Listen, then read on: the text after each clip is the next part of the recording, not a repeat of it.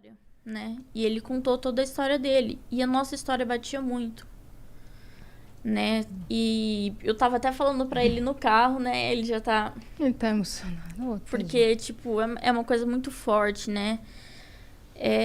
O que a gente tem em comum é a parte, tipo, da infância, né? A gente foi abusado sexualmente. Ele tem o jeito dele, que ele foi abusado. Eu fui estuprada. E a gente meio que se conectou porque a gente sabia qual que era a dor um do outro. Então a gente se entendia. E ele tinha problema com o pai, ele tinha problema com mãe. Aí eu também tinha problema com o pai. Nunca tive problema com a minha mãe, graças a Deus. Hoje eu tenho ela comigo e minha mãe tem o Gal como um filho, né?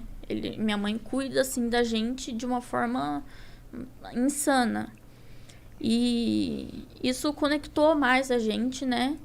Fora os problemas que a gente já passou, assim, de relacionamento, de traição, de desprezo, sabe? A gente passou por muita coisa igual que conectou a gente, acabou conectando, né? E aí a gente meio que se... Ele falou pra mim, pelo primeiro dia... O dia que ele me viu, ele falou assim pra mim: o dia que você me ligou, eu sabia que você era o amor da minha vida. Nossa, eu arrepiei aqui agora, velho. Ele falou isso pra mim. E a gente não sabia, né? Eu encontrei ele num evento em Brasília. Foi a primeira vez que a gente se viu, né? E, coincidentemente, foi dia 11/11, que a gente tem tatuado no pulso. E ele tem tatuado no pulso faz muito tempo. Foi dia 11/11, né? E eu perguntei pra ele, mas o porquê disso? Ele falou assim: você tá no lugar certo, na hora certa, com a pessoa certa. Eu já tinha essa tatuagem, né? Ele já tinha. Eu já tinha essa as tatuagens... Eu não tenho tantas tatuagens que nem ela, mas é muito louco, porque eu fiz as minhas tatuagens em 2014, 15, 16.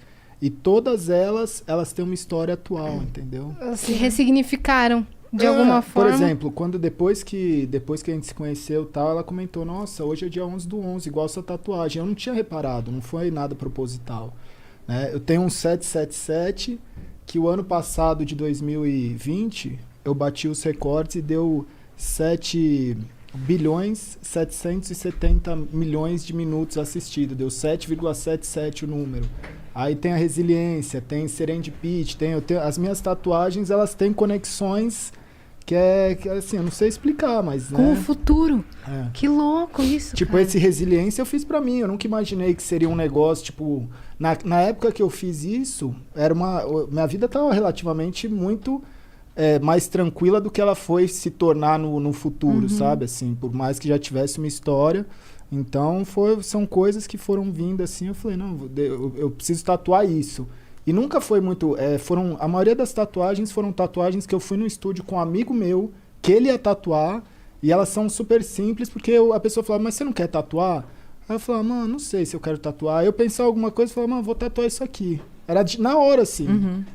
E depois que você vinha descobrir o significado. Que louco isso. E aí a gente se viu na BGS de 2019, né? E aí a gente conversou, tudo 2018. mais. 2018? Acho Foi que foi. 2018? Não foi? Foi. Vocês começaram a conversar no final de 2018. Ah, foi. Foi, porque passou, É verdade. Foi 2018. Aí Aqui? Em São Paulo. Em São Paulo, na Na BGS. BGS. Isso. Os dois já moravam aqui? Ela morava em Sumaré. Eu morava em Sumaré. Tá. Lá perto de Americana. Aí você vinha pro evento e voltava? Tá. Aí às vezes eu vinha pra São Paulo, ficava na casa dele aqui, a gente ficava junto. Mas assim, a gente começou na amizade. A gente conversava muito, né, como amigo e tal. E ele tava num relacionamento. Só que o relacionamento dele já não tava tão bom. E na época ele fumava muito cigarro, né? E eu não gostava tanto, tipo, o cheiro me incomodava, assim, eu não... Hoje em dia eu nem ligo mais, nem me importo, mas na época eu já era meio assim, né? Aí ele falava: vamos ali fora e tal, pra eu fumar um cigarro. E ele fumava muito cigarro, mas ele fumava muito Um cigarro. atrás do outro. Era fora da live, assim. Eu ficava muito tempo em live. Quando eu não tava em live, era um momento que eu fumava mais, assim. Porque era muita tensão, né? E aí eu falava: cara, isso não faz bem pra ele. Mas de uma certa forma eu conseguia conversar com ele como amigo e falar, meu, isso não te faz bem, sabe? Mas assim, a escolha é sua. Eu não falei, pô, para de fumar cigarro, sabe? Eu acho que isso não é certo. As pessoas têm que fazer as suas escolhas, né? E aí, a gente saía lá pra fora, conversava. Aí ele falou assim, meu, tô com muita vontade de te beijar. Aí eu falei, não rola. Aí ele falou, mas por que não? Aí eu falei, porque eu não gosto de você. Aí ele falou assim, mas você precisa gostar de uma pessoa pra você beijar ela? Eu falei assim, eu não fico com uma pessoa sem gostar, porque pra mim não faz sentido. Eu vou te beijar por quê se eu não gosto de você? Aí ele Dessa falou, forma, né? Então. E ele entendeu, ele me respeitou totalmente. E todo dia a gente se falava por telefone. Quando ele fechava live ou antes dele abrir a live, a gente se falava por telefone, né? E o que me impedia de gostar dele era o que as pessoas iam pensar de mim.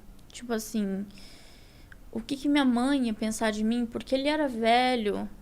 Não. Agora não é mais. Ai, meu pé até doeu. Não, porque ele era mais velho do que você e você ficava pensando nesse julgamento, né? Sim. Na verdade, quando a gente é mais novo, a diferença de idade, ela faz muita diferença. Faz. Né?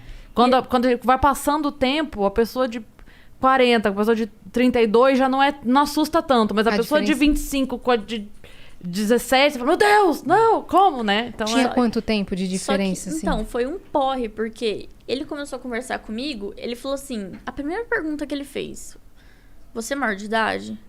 Aí eu falei, sou. Ele falou assim, eu não acredito, porque eu tinha muita cara de novinha, e ninguém acreditava. Aí ele falava, eu não acredito, mostra uma identidade sua. RG, né? Aí eu tive que tirar uma foto da minha CNH e mandar pra ele. Aí eu falei, tá isso, sou maior de 18. Aí ele falou, então posso conversar com você de boa. Aí começamos a conversar e tal.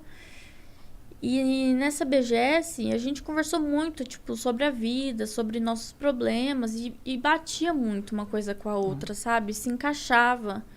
E aí, nas nossas conversas, antes da live dele, depois da live dele, que a gente conversava muito por telefone, ele falava assim pra mim, você se bloqueia de sentir alguma coisa por mim, porque você tem medo do mundo lá fora, das pessoas, como elas vão te julgar, o que elas vão falar. Porque eu tinha 18, ele tinha 30. Você tava com 19, eu tava com 35, né? Então, tipo, era muita diferença de idade. Sim. E eu fiquei pensando, eu falei, mano, o que meus amigos vão falar pra mim? Tipo, o que meus amigos já não gostavam dele. Então, eles já falavam, meu, cai fora, esse gaulês não presta, tipo, o cara usa droga. Aí eu falava, mano, o meu irmão chegou a falar pra mim, esse cara tem cara de drogado. Juro pra você. E, tipo, eu falei, meu, o que a minha mãe vai pensar? O que meu pai vai pensar? O que meus amigos vão pensar, né? E aí, isso me bloqueava muito de sentir alguma coisa por ele. Então, eu fui meio que me abrindo com ele aos poucos, falando, olha, eu não consigo sentir alguma coisa por você por conta desse bloqueio que eu tenho do mundo, né, lá fora. Aí ele falou assim, mas você prefere escolher o mundo lá fora ou você prefere ser feliz? Tipo, dá uma oportunidade, dá uma chance, sabe? Mostra pra você mesmo que você consegue. Você falou a coisa certa. Ele falou pra mim, você merece ser amada. Você já passou por tanta coisa ruim, você merece uma pessoa que te ame, sabe? Que cuide de você. Então, aos poucos, eu fui gostando dele. Só que ele tava nesse relacionamento que já não tava dando certo. Aí, o que aconteceu? Não, já tinha terminado. Nessa época aí que a gente tava nessa conversa. Então, foi na BGS. Então, na BGS. Na BGS já tinha. Você tava no vai e vem. Tava? Tava, eu tinha lembro. terminado e voltado? Não, tipo assim, eu já não tava pra terminar, mas não... eu não tinha... Eu acho que nessa época aí eu já não tava mais encontrando, porque ela também não era daqui de São Paulo. Não, tava na época do, tipo, não vou ver mais, mas eu preciso ainda botar um ponto final, entendeu? Saquei. Uhum. No seu coração meio que já tinha acabado. Isso. Então, eu falei, olha, você precisa resolver essa questão do seu relacionamento, né? Porque eu não posso ficar com uma pessoa que namora, uma pessoa que tem uma pendência, né? E aí ele falou assim, não, tá, eu vou resolver isso. Aí ele foi, terminou com ela e falou pra mim, pronto, tô resolvido. Aí eu falei, nossa, aí ele, agora você se resolve. Aí eu pensei, né, e tal. E fui deixando rolar, Conforme o tempo, teve um dia que eu acordei, falei, meu, eu amo esse cara. Aí eu mandei no WhatsApp dele, falei, eu te amo. Aí ele ficou feliz, nossa, ele ficou super feliz. Ele me ligou, falou, não acredito, que não sei o quê. E aí a gente começou a se encontrar mais vezes. Eu ia pra casa dele todo final de semana, no meio da semana, o mês inteiro. E Quando viu, já era. quando vi, aí já não me importava mais com o que as pessoas pensavam, já não me importava mais com o que, sabe? Aí eu levei ele pra casa da minha mãe.